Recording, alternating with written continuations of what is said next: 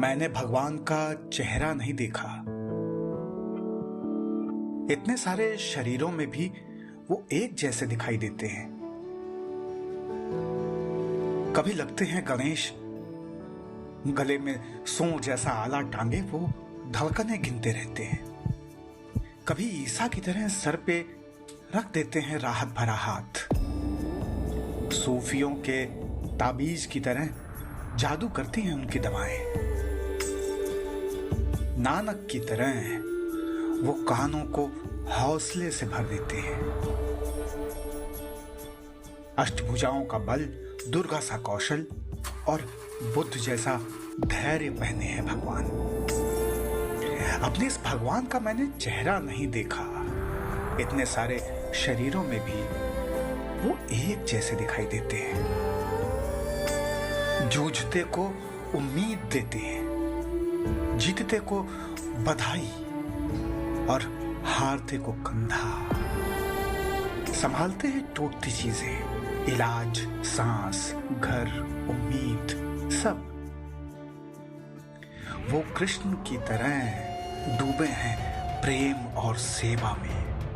मुझे मेरे जैसे कितने ही घर बचाने के लिए भगवान आजकल घर नहीं जाते। चेहरा नहीं देखा मैंने अपने भगवान का, लेकिन धरती पर अगर कहीं भगवान है तो वो ये ही है।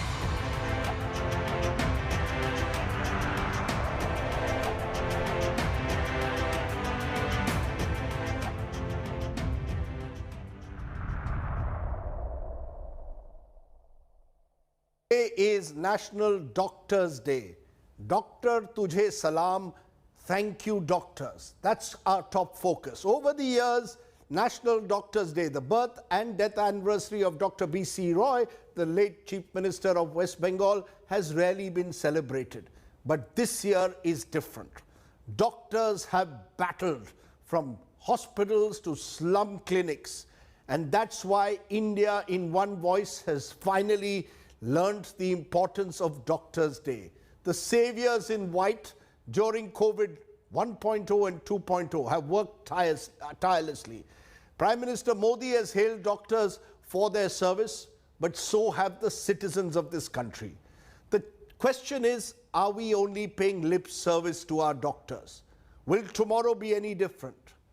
Before we meet our doctors, many of whom are COVID survivors and yet have continued with their duty and fulfilled their Hippocratic oath, a detailed report this evening on just what the last 18 months have meant for our doctors, their hopes, their dreams, their despair.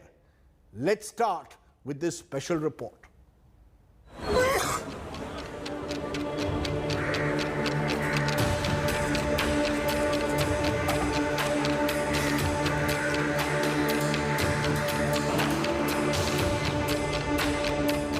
Not all superheroes wear capes. Horribly cliche, but true.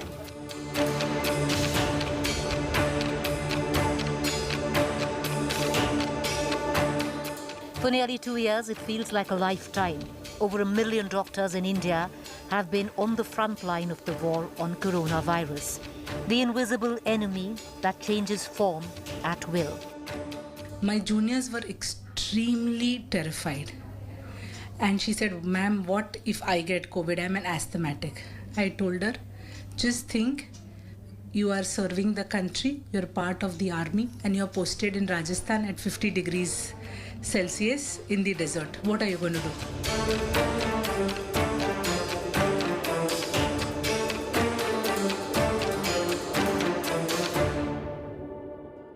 It's a fight that continues 24/7. There is no room to drop guard. Dr. Dinesh Singh runs a clinic in Khar East. The 61-year-old hasn't had a single day off since the outbreak. The only break Dr. Singh took was when he himself got infected. जब मैं second wave में infected हुआ, मुझे corona का ये हुआ infection, तो उस समय भी 14 दिन में क्वारंटाइन था। उस समय भी मेरा फ़ोन शुरू रहता था और थोड़ा सा मुझे चिंता रहती थी कि अब पेशेंट को मैं थोड़ा नज़दीक से उनको हिम्मत नहीं दे पाऊंगा।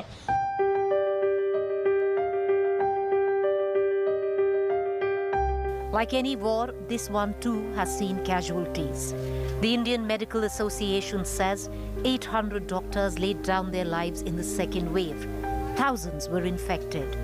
Those who survived returned to the front lines.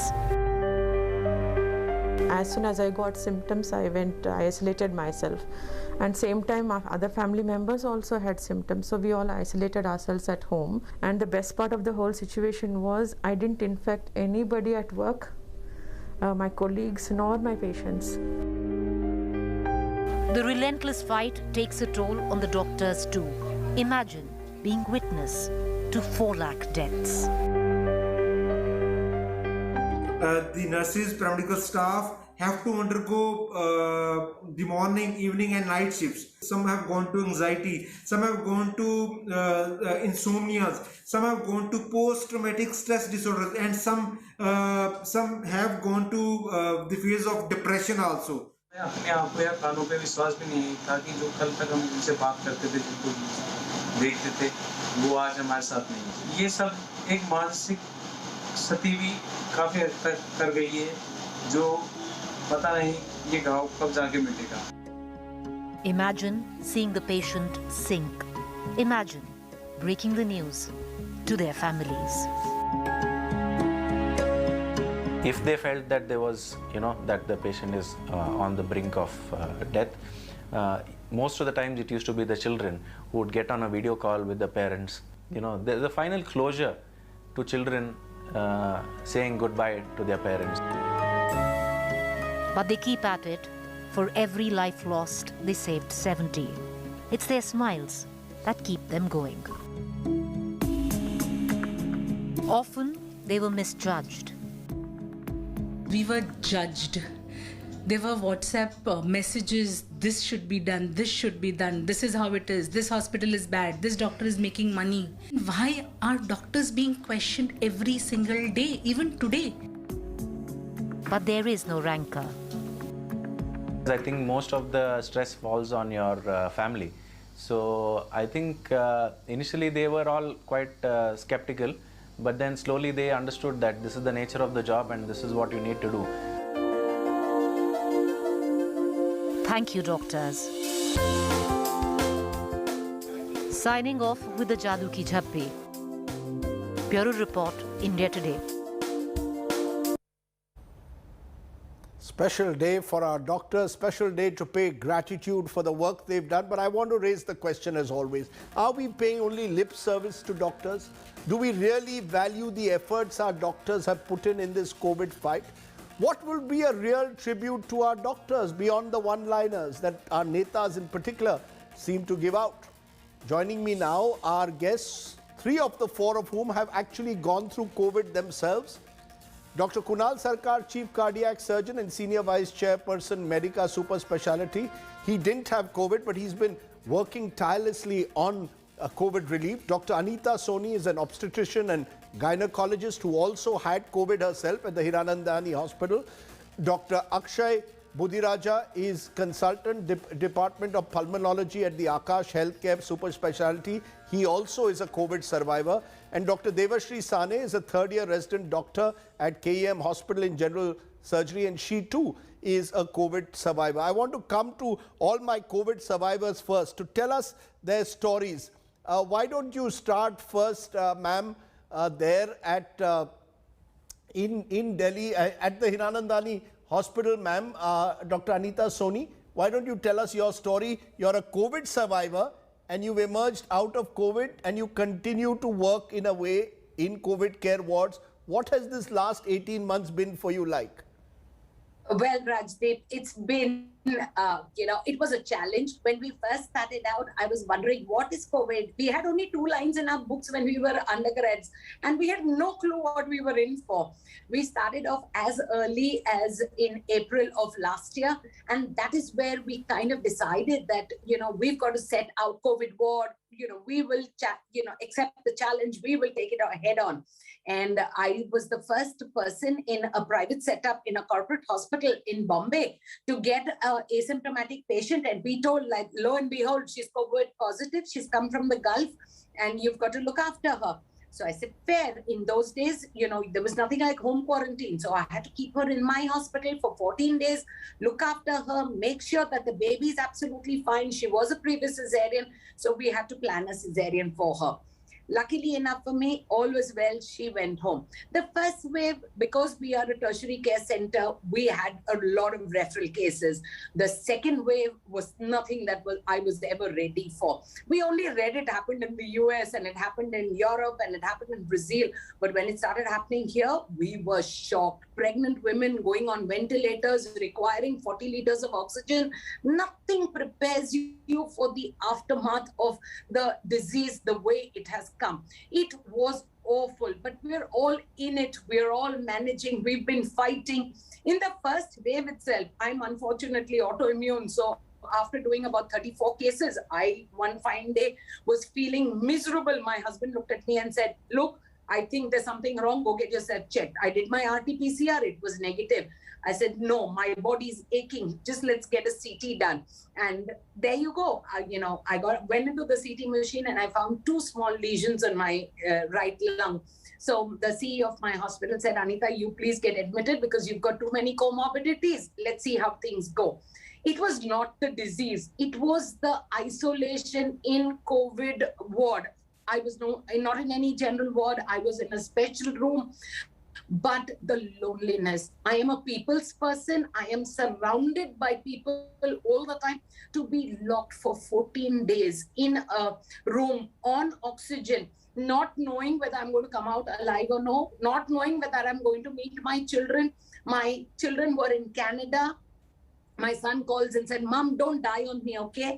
And it broke me. My companion through those 14 days was Amazon Prime and Netflix. And I don't think I've ever had the opportunity to watch so much of television as I did. I literally went serial after serial, Gilmore Girls, and don't ask me what. And I went crazy just watching that because you can't barely talk to people. You're on oxygen, you are breathless, and you don't know what's happening. And unfortunately, that was the time where there was a remdesivir shortage. There were my classmate expired, my uncle expired. I'm an only child. I don't have a father. So my mother, who is all of 84, a gynecologist, was petrified. She thought she was never going to see me again.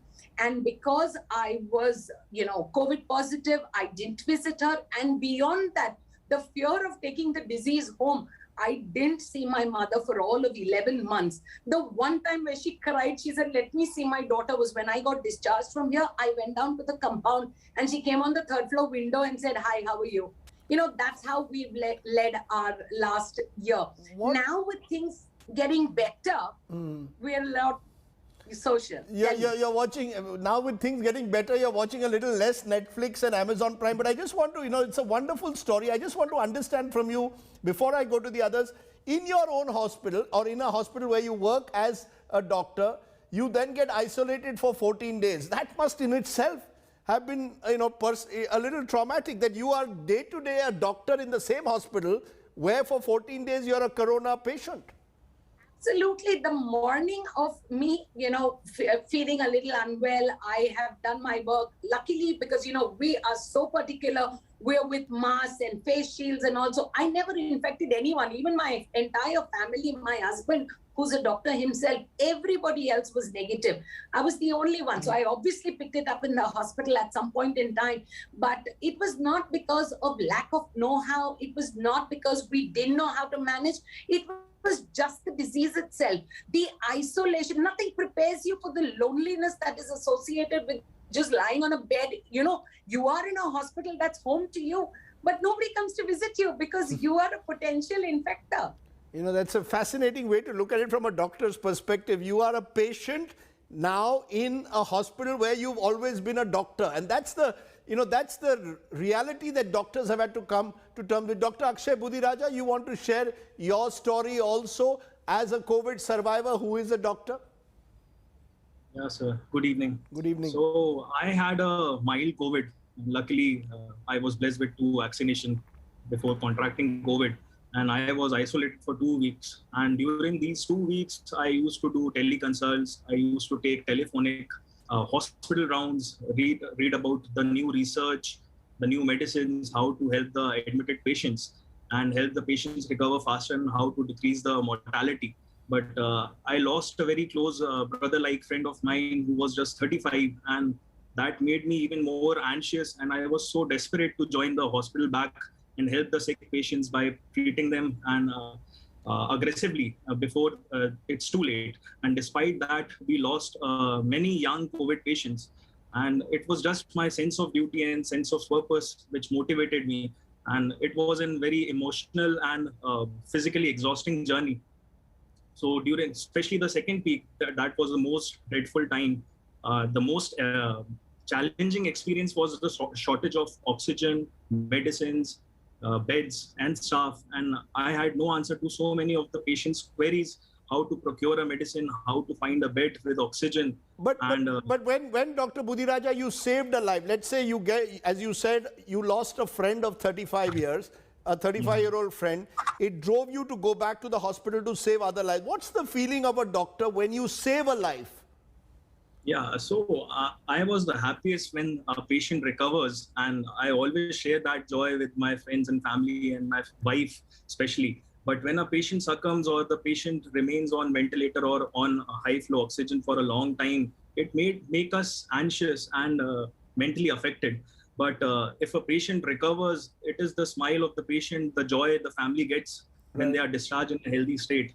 That is very satisfying.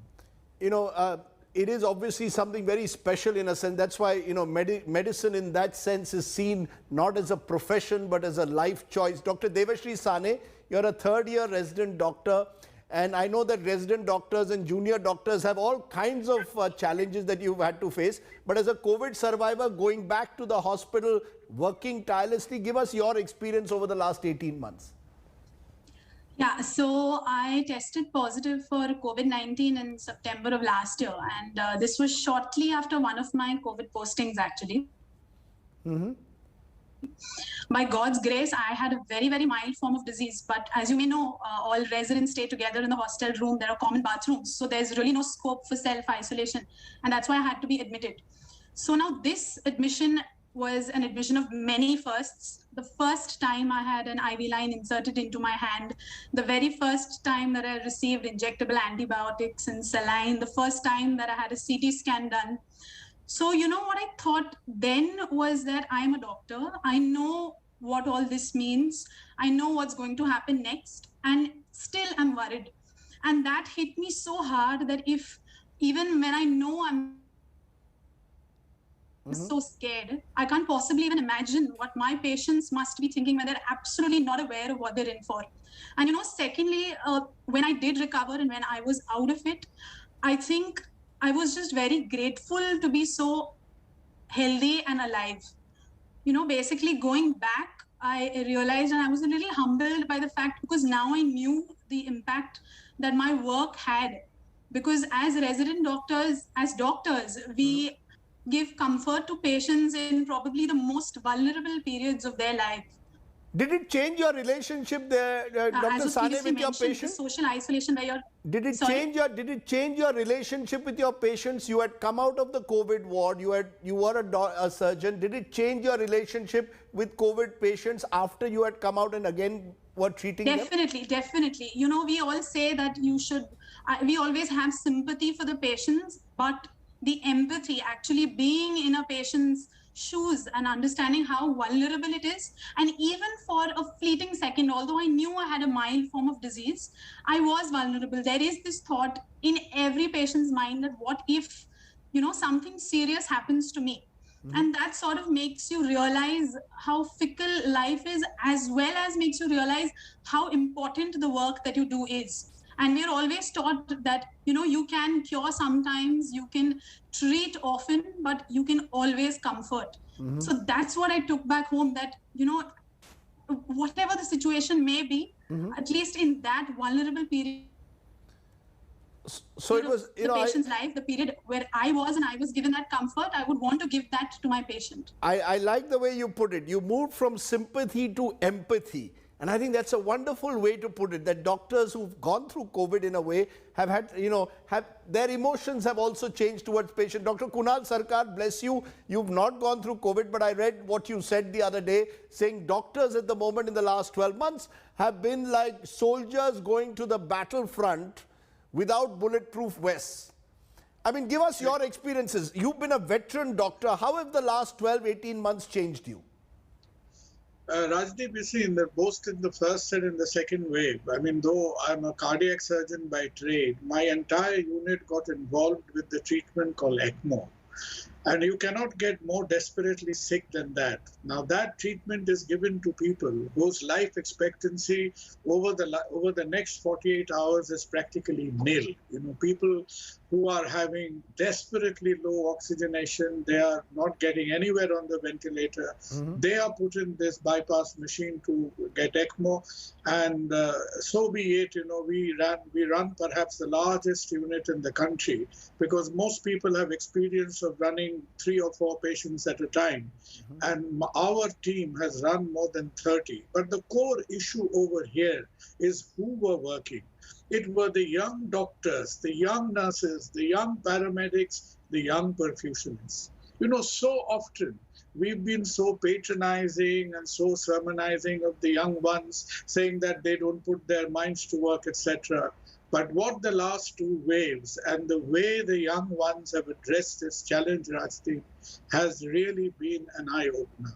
They forget about their shifts. There have been young nurses who've been working for almost 12 hours, 10 hours, and you say your shift is over. You take your PPE off. You go home, let the next person come in. But they keep on saying that, look, sir, this patient needs close watching. I've been looking after him for 12 hours. So let me stay back another 4 hours to do that. The same for the doctors. But you don't pay them stipend. The junior doctors don't have to fight for stipends. I mean, at 26, 27, they're earning 50,000. If they ask for 3,000, 5,000 more, the system doesn't respond to them. Absolutely right. Perhaps it's a little bit different in the private sector, where, but they would probably be remunerated by the shifts. But the way they work, these people have been home once in 3 days, once in 4 days. To hell with the shifts. Where have the shifts gone?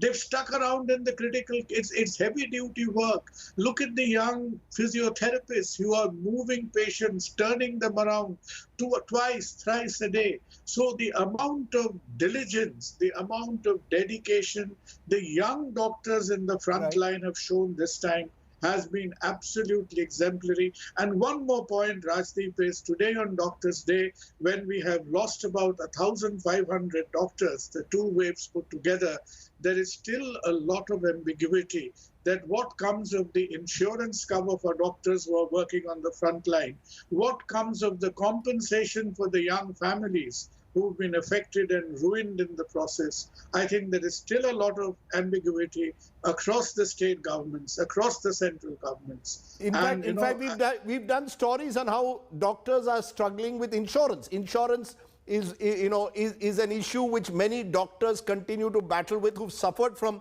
coronavirus, as you put it, Dr. Sarkar. But Dr. Soni, there will be a lot of young people hopefully watching this. Should they become doctors? Should they, go through what many of you have gone through in the last 18 months? Do you believe finally Doctors' Day is getting recognized? Until now, I don't recall when last on TV channels we celebrated July 1. Today we are, in a way, remembering doctors. It started in 1991. It's taken 30 years for us to remember Doctors' Day. So would you recommend to the young that they should become doctors? Rajdeep, you've got to really feel very strongly for the profession to become a doctor. Having said that, I did not encourage both my children. They are both doing non-medical work. One has done his BBA, the other one's doing her BSc, but we don't have doctors in the making. Why? Now. I am a TV, I am a journalist, and my son has become a doctor. And I have no clue about his profession, but I'm very proud of the fact that he's a doctor. But you didn't want to encourage your children to be doctors, Dr. Soni. Why? Honest to God, it takes forever for you to settle in. Not everybody gets the corporate world. Not everybody has a godmother or a godfather around. It's a very competitive world. It's a very difficult world. There's a lot of cutthroat. There's a lot of ambiguity.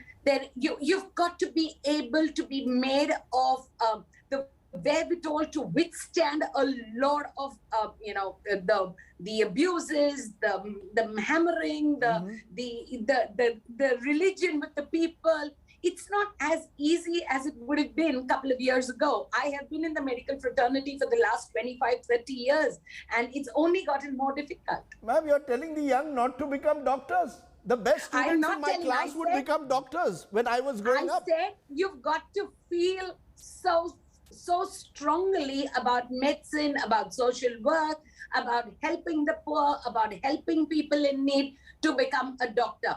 A lot of people today are looking at the medical profession through tinted glasses because they feel that we are in it for money, and not everybody realizes that we're not in it for money. Okay. Those are strong words, and I respect your words. But, I just want to play, in fact, what the Prime Minister says. And then I'll come to you, Dr. Sane, because one of the concerns has been about attacks on doctors. You still had, even in COVID times, we've seen instances across the country of doctors being targeted. Listen into what Prime Minister Modi said today on that.